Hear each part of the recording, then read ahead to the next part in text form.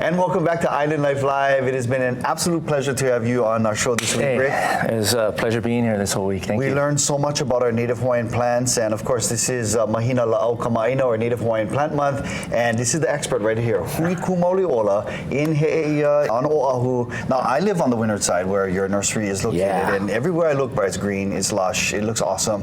Do we really need more plants?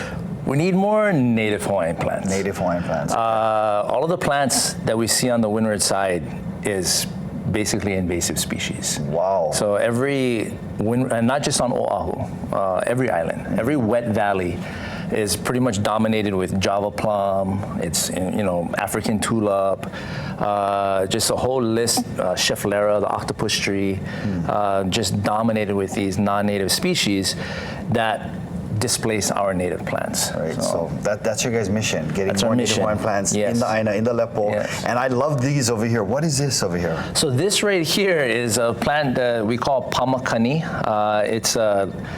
Unfortunately, it's an endangered species. This one comes from a little tiny pu'u called Ohikilolo up above Makua Valley. West side? And that's it, and that's the only place on this planet that it's found. But this is an example, even though it's an endangered species, it's really easy to take care of.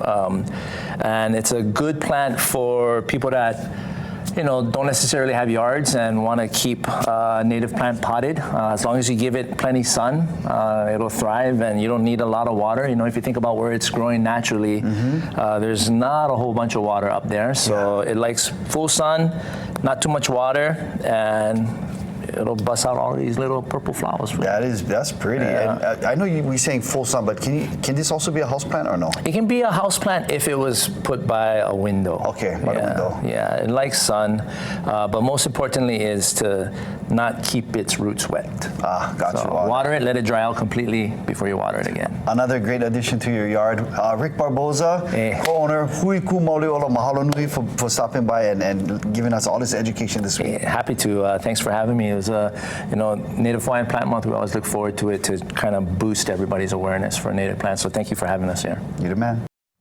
All right, mahalo, Rick Barboza again. Hui Kū Maoli Ola. You can find them tomorrow in a lot of places. One of them at the Varsity Building in Mo'iliili for Uluvehi. Also going to be at the Bishop Museum and over at Foster Botanical Garden. So get out there, purchase some Native Hawaiian plants, and just put it in the ground and celebrate Native Hawaiian Plant Month.